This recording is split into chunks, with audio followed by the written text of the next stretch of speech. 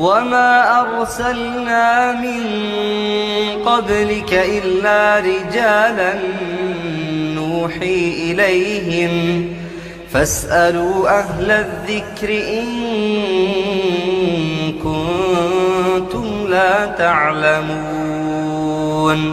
Setelah kita melihat judul dari kitab yang dikarang oleh Al-Imam Ibnu Hibban Al-Busti rahimahullah ta'ala, sekarang tidak ada salahnya kalau kita membaca secara ringkas tentang biografi beliau.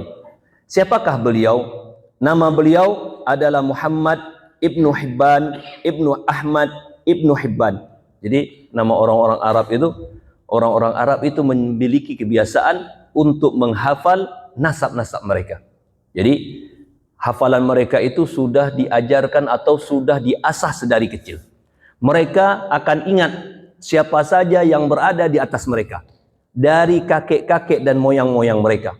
Adapun kita orang Indonesia, mungkin kita hanya tahu urutan yang kedua dari urutan nasab kita. Ayah kita, kakek kita. Adapun buyut di atasnya atau buyut di atas kakek kita, kebanyakan kita tidak tahu dan tidak hafal nama buyut kita tersebut.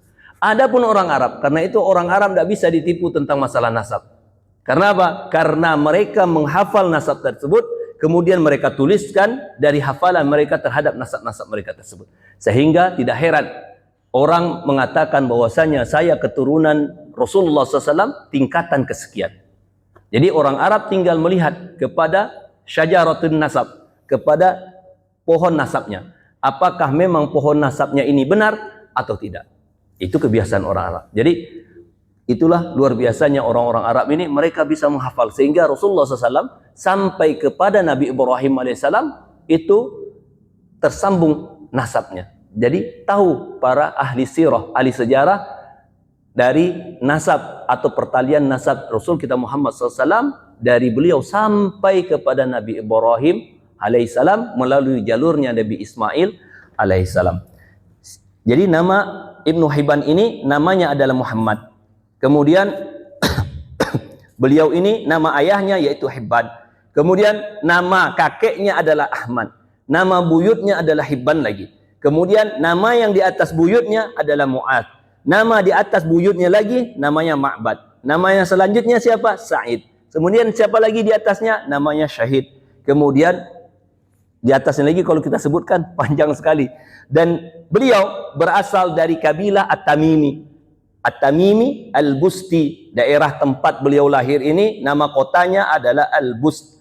Al-Bust ini yaitu di negara Afghanistan. Kemudian As-Sijistan. Sijistan ini juga merupakan wilayah di Afghanistan. Asy-Syafi'i, mazhab beliau adalah mazhab Al-Imam Asy-Syafi'i rahimahullahu taala. Adapun Bani Tamim ini sangat terkenal sekali. Bani Tamim ini merupakan moyang. Jadi moyang atau kakek-kakek dari kabilah-kabilah Arab yang terkenal.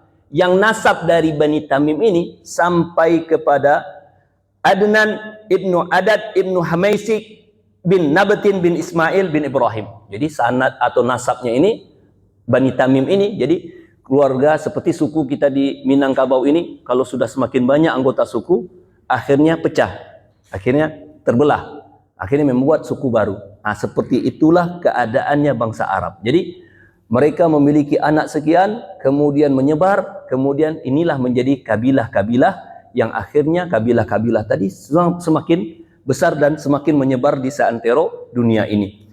Kemudian Ibnu Hibban ini berasal dari Afghanistan sebagaimana nisbat beliau yaitu Sijistan. Kemudian Bani Tamim ini siapa? Bani Tamim ini adalah kabilah yang dipuji oleh Rasulullah SAW. Apa kata Rasulullah SAW? Asyaddu ummati ala dajjal. Bani Tamim ini adalah orang yang paling keras permusuhannya terhadap Dajjal.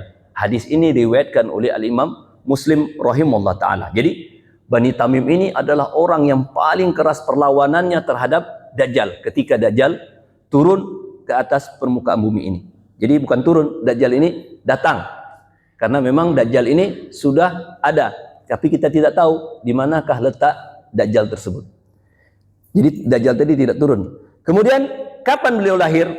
Al-Imam Ibnu Hibban rahimahullah ta'ala ini, jadi kalau kita baca hadis, riwayat Ibnu Hibban. Nah ini dia.